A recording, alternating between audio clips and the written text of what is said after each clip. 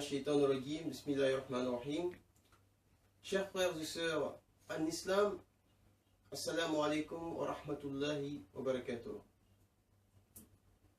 Dans notre émission Le Guide, l'invité du jour est une éminente personnalité. Un frère qui nous vient du Sénégal. Monsieur Kabara Koloma Keba est diplômé en Master 2 de philosophie à l'Université de Lille 3, où il a soutenu sur Claude Bernard et le déterminisme expérimental. En Master 1, puis en Master 2, il obtint la mention très bien sous John Roger Searle et le naturalisme biologique.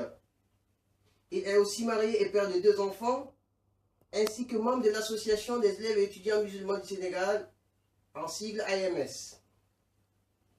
Il nous tiendra tout de suite en haleine pendant quelques minutes sur les bases islamiques et scientifiques de la conception islamique de la philosophie dans un monde où certains musulmans pensent que l'apprentissage de la science mondaine est sans intérêt. Notre invité nous démontrera tout au long de cette émission la compatibilité de cette science à l'islam. Je vous prie, chers téléspectateurs, de suivre à l'instant M. Kabara Keba Koloma. Je vous remercie pour le choix qui est porté sur moi. Peut-être que dans un premier temps, il serait important de préciser quelques éléments formels. Je ne suis donc pas un éminent. Je ne suis qu'un philosophe, comme le dit Platon, un amoureux de la sagesse. Lorsque on sait qu'une chose nous manque, nous tendons vers la chose. L'amour est un désir, une tendance qui nous pousse à aller vers la chose aimée, vers la chose recherchée. En ce qui concerne les rapports philosophie et science, philosophie islamique principalement, et son rapport avec la science, le premier élément est de préciser que la science est discursive. Et discursive, elle n'est pas quelque chose qui est parfaite, qui met fin à ses réponses, à ses enquêtes. La science progresse. Or, la religion ne progresse pas au sens où les principes fondamentaux, les dogmes, restent tels qu'ils sont. Alors, il est très intéressant, voire très prudent, que l'on ne confonde pas le raisonnement scientifique du raisonnement islamique au sens où, d'abord par rapport à ces dogmes, ensuite, ce que l'on peut faire comme interprétation de ces dogmes, ce dernier volet peut plus ou moins être dans le cadre d'une discussion. La philosophie islamique, par rapport toujours à la science, la philosophie n'est qu'une manière de penser, n'est qu'une façon de penser, qui a une histoire très lointaine. Toutefois, nous la localisons souvent dans ce que nous appelons le monde grec, là où la métaphysique a été plus intensément discutée à travers les textes de Platon, avant Platon, d'Anaximandre et d'autres. Cependant, nous pensons que la philosophie a existé d'une façon large lorsque nous parlons de vision du monde dans tous les peuples. Elle a existé en Égypte, en Afrique, en Amérique, au sens où c'est une vision du monde, une conception du monde que les hommes ont toujours eue par rapport à leur mode de vie, à leur culture, à leur système de vie et à leurs orientations. Donc la philosophie islamique par rapport donc à son rapport avec la science, c'est que, premier moment, les philosophes arabes, ce que nous connaissons, Al-Istar al-Kindi, de Mohammed al-Farabi, et de l'éminent homme que j'aime bien, Mohammed ibn Rushd, Avicenne, son nom occidentalisé Avicenne, ont pu justement s'approprier les textes des philosophes grecs pour effectivement y trouver les réponses propres à la communauté. En un mot, à ce qu'on pourrait dire à la vision musulmane. Cette vision musulmane, c'est quoi? C'est qu'il y a un moment donné de l'histoire du monde musulman, celui qu'on appelait le Khalif al-Mamoun avait donc mis sur pied ce que l'on pourrait dire la maison de la sagesse, Bayt al-Ihma. dans cette assemblée ou cet institut, les musulmans savants étaient libres de dire ce qu'ils pensaient, sans pour autant s'inquiéter des jugements moraux, des faits qu'on va les tuer ou bien qui sont condamnés. Autrement, en d'autres termes, ils sont libres de penser, libres de dire ce qu'ils pensent, libres de chercher le savoir, quitte à ce que souvent on pose des questions métaphysiques qui peuvent blesser la sensibilité de musulmans moyens qui n'est pas du tout formé au raisonnement de la philosophie. À ce stade, faut-il donc dire que ce travail qui a commencé a perduré et a permis aux musulmans, aux uns et aux autres, aux savants principalement musulmans, de bien progresser dans la philosophie, de s'approprier de ces textes, et finalement, ce n'est plus une question de tabou. Aujourd'hui, si dans l'actualité mondiale, l'islam est plus ou moins vexé, l'islam est plus ou moins considéré comme une religion qui n'a sans paix, c'est parce que justement, d'abord, ils ne l'ont pas du tout compris. Les musulmans ont toujours été des philosophes. Al-Farabi, on l'appelle le second maître après Aristote, nous pensons que c'est lui. Alors, dans ce cadre-là, sur les sources historiques, les relations sont très claires. Les musulmans ont philosophé à la manière des occidentaux. Ils ont posé des questions métaphysiques. L'exemple le plus poignant que nous allons prendre pour illustrer ce propos, puisqu'il s'agit aussi, n'est-ce pas, justement de sources, c'est le texte très célèbre de Mohamed Ghazali, lorsqu'il écrit un texte qu'il avait intitulé Tahaf al-Falasifa, la réfutation de la philosophie, et que Mohamed ibn Rushd, un de ses éminents disciples, un homme qu'il aime bien, qui considère que Ghazali est son maître. Toutefois, lorsque Ghazali a écrit ce texte, réfuté en quelques points, pour donc réfuter la philosophie, dire qu'elle est dangereuse, elle est contraire à l'islam, elle est contraire à la pensée religieuse, Mohamed ibn Rushd, bien qu'aimant effectivement son maître, a apporté une réponse en écrivant un autre texte, la réfutation de la réfutation, ce qui, à mon avis, est un moment inédit de la pensée musulmane, parce que voici la confrontation de deux grands savants, le oui et le non est là. Oui, c'est possible qu'on puissions philosopher. Non, dit Ghazali en premier, on ne peut pas philosopher. Cette contradiction est synonyme de vérité, de progrès.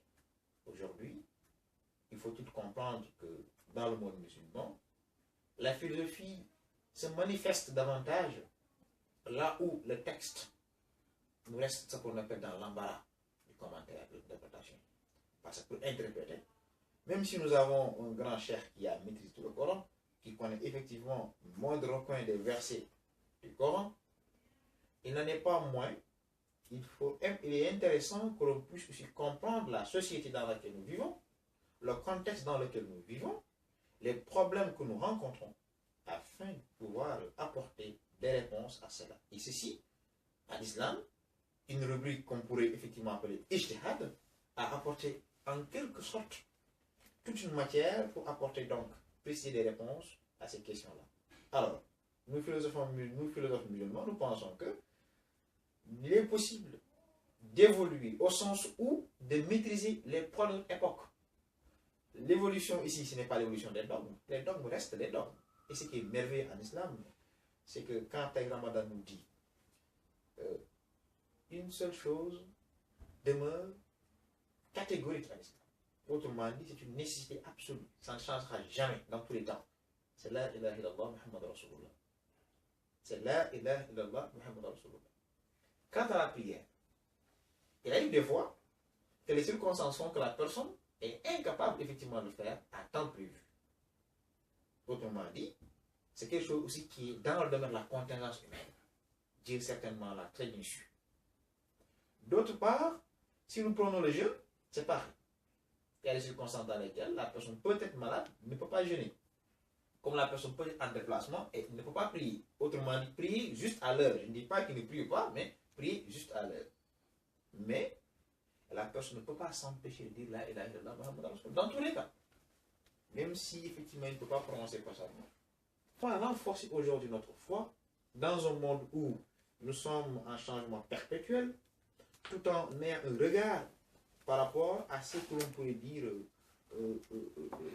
l'intérêt de la philosophie dans notre vie. Cet intérêt-là n'est rien d'autre que le raisonnement la réflexion critique, le fait de ne pas accepter les faits tels qu'ils sont, c'est-à-dire de suivre ce qu'on appelle le mouvement du oui, car dire oui, voici une chose qui est très facile, mais dire non est compliqué. Lorsque nous disons non à une chose, il faut que nous apportions des réponses. Comment devons-nous vivre, par exemple, en France, étant musulmans? Devons-nous nous dire qu'on doit justement faire ce que l'on veut faire, même si ce vouloir n'est pas du tout un principe fondamental de notre dogme? Dans quelque sorte, ça crée quelques problèmes. Pour la simple raison que, voilà, je veux vivre ceci. L'exemple peut-être le plus simple, le plus anodin, c'est la situation de la femme, par exemple. Il y a des circonstances dans lesquelles on peut le faire comme on peut ne pas le faire. Pour ne pas effectivement se créer une foudre, une risée des uns et des autres qui ne comprennent pas du tout ton orientation, tes ambitions par rapport à ça. En un mot, la philosophie islamique n'est pas aussi uniquement basée sur la conception européenne. Nous trouvons nos ressources dans le texte du Coran. L'expression qui me touche davantage dans le Coran, c'est lorsque Dieu parle de Ya ou al-Bab. Mais ceux qui pensent justement, qui sont-ils? L'islam n'est pas fait pour dire ainsi des imbéciles. L'imbécile est quelqu'un qui ne pense pas. L'islam est une religion de rahma, de paix, qui demande à ce que le musulman puisse réfléchir. Autrement dit, le paresseux, celui-là qui veut effectivement avoir des réponses toutes faites, ne peut pas. Car Dieu lui-même dit, tant que tu ne me connais pas, tant que tu ne connaissais pas qui je suis, tu ne peux pas m'adorer. Mais comment connaître Dieu qui n'est pas matériel? Je crois qu'il y a ici matière à philosopher, et le premier moment de la philosophie compte justement par cette tâche critique du musulman à comprendre Dieu qui n'est pas matière, qui n'est pas matériel, qui n'est pas Dieu Père, qui n'est pas barbu, qui n'existe pas au sens où il aura une existence matérielle fixée dans l'espace et dans le temps, mais comment peut-il transcender cet espace et le temps? C'est pourquoi souvent il est intéressant de revenir encore à ces philosophes musulmans. Il est intéressant de repenser un savant iranien, Yahya Sohravardi, lorsqu'il entre dans cette métaphysique, lorsqu'il le creuse à fond. Il est intéressant de lire le Coran, non pas avec ce qu'on appelle les lunettes du 6e siècle, mais les lunettes en même temps de notre siècle, 21e siècle, avec nos problèmes, avec nos orientations, avec nos soucis. Parce que ce qui est merveilleux en islam, le fondement est clair, le fondement est souple, et le fondement nous oriente à mieux comprendre et à mieux illustrer cette philosophie dans le monde musulman. Cependant, certains peuvent s'en méfier, d'autres ne la comprennent pas, parce que finalement, à quoi servira cette philosophie si ne s'en sert qu'à parler? Tout le monde peut réfléchir, mais, dirait Descartes, ce n'est pas uniquement le fait que nous ayons des raisons, que chacun d'entre nous a une raison. Ce qui est important chez les hommes, c'est comment appliquer cette raison-là. Tout le monde a une raison, tout le monde peut penser. Mais ma manière de penser, si elle est uniquement imbibée par ma culture, qui m'interdit de considérer l'autre comme partie intégrante de moi-même, ma manière de penser, si elle est orientée par un tabou, ça ne marche pas. Ma manière de penser, si elle est orientée par des conceptions qui, de facto, ne sont pas du tout les mêmes avec celles des autres. En d'autres termes, je ne fais pas l'effort de les confronter. Je suis dogmatique en moi. Alors nous croyons que la philosophie a tout son intérêt, toute actualité. Et à chaque fois qu'on ne cesse de lire les philosophes musulmans, les plus contemporains, avant même Taïg Ramadan, le cas de Mohamed Iqbal est illustrant et manifeste, qui certainement a travaillé en philosophie, un docteur en philosophie et un docteur en droit, quand même a pu montrer justement dans ses poèmes L'en-soi comme le pour-soi, des références intéressantes à propos de la manière de philosopher, de la façon de philosopher. Et je crois que chacun d'entre nous a gagné en essayant de se poser ces questions graves, très graves, oui, et en essayant de trouver des réponses provisoires, pour ne pas dire définitives. Alors, nous venons de suivre M. Kabara Keba qui nous a brièvement expliqué la conception islamique de la philosophie en se basant sur des preuves scientifiques et religieuses. Alors, M. Kabara Keba, nous avons retenu que philosophie depuis les temps anciens. Il y a eu déjà ces antagonismes. Je me rappelle qu'Averroès, d'ailleurs, il disait dans l'une de ses citations que le vrai ne contredit pas le vrai. Et il a, en parlant de l'œuvre qui a été faite par Ghazali, la réfutation de la réfutation, a aussi fait un travail très important, très fourni, qu'on appelait l'incohérence de l'incohérence. Alors, selon vous, est-ce que la méditation à laquelle fait allusion Allah dans le Coran Karim n'est-elle pas vis-à-vis au dogme qui ne soit pas de façon critique? Oui, j'ose dire oui, même si je n'aime pas tout à fait le mot oui, pour être très simple et très précis dans ma réponse. Je suis d'accord au sens où la méditation est aussi un acte de philosophie, toutefois, comme je l'ai dit, c'est un acte aussi qui doit nous pousser, non pas à chercher des réponses uniquement en nous, mais en l'autre aussi, en l'autre. Cette différence, cet antagonisme, ce débat contradictoire qui a existé entre les savants, c'est parce qu'effectivement, ils ont publié, ils ont écrit, ils ont manifesté leur intention. Ils ont écrit, l'autre a pu lire, l'autre a pu comprendre, et l'autre a pu apporter des contributions critiques par rapport, n'est-ce pas, aux uns. Alors, dans le Coran, je crois parfaitement que ceci est un fait qui est là. Dieu, en nous propulsant, en nous demandant de réfléchir, de méditer, certainement, nous nous faisons cette mise en question. J'aime bien ce comportement de Khalif Omar. Il reste à justifier, à voir dans les textes de hadith, si c'est vrai ou avéré ou pas. Un savant m'a rapporté, dit-il, que Omar, voilà, dit-il souvent qu'il faut se remettre en question chaque jour. Chaque jour se remettre en question.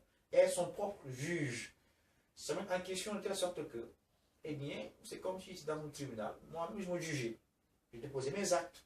Qu'est-ce qui se passe ici? Cet acte qui consiste à se dépouiller de ce que j'ai vécu, de ce qui se passe en moi, de ce qui se fait autour de moi, autrement dit, d'être critique à mon égard, est aussi un acte de méditation profonde, un acte, ce qu'on appelle de critique, de réflexion critique.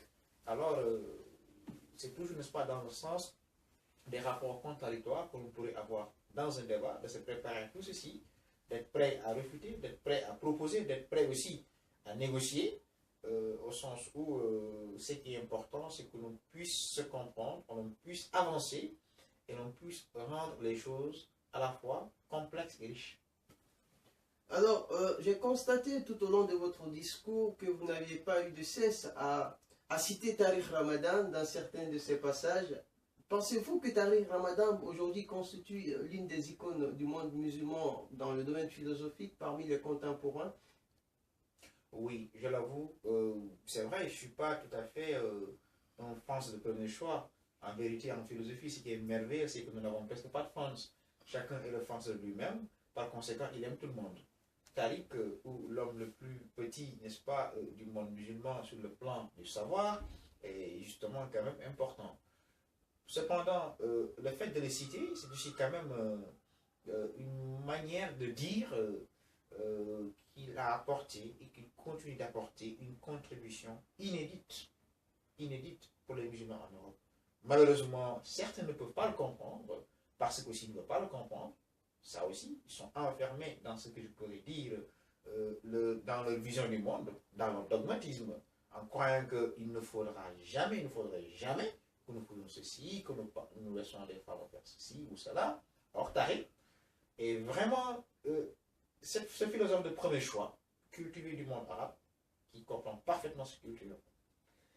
Il a aussi une large culture de l'histoire même, de ce qu'il pourrait dire du renouveau islamique, puisque ça a été l'objet de sa thèse, au source du renouveau islamique, pour donc remonter jusqu'à la source, montrer justement comment tout ceci, aujourd'hui, les mouvements islamiques, le monde contemporain dans lequel nous sommes, comment les choses évoluent. Et comme vous venez de le faire remarquer, cela ne va pas sans dire que parfois, compte tenu de certaines circonstances, nous sommes amenés à faire ce qu'on appelle l'effort de réflexion, d'ailleurs qui constitue l'une des sources de l'islam. Notamment, le qiyas fait partie de l'une des sources que reconnaissent aujourd'hui la jurisprudence islamique.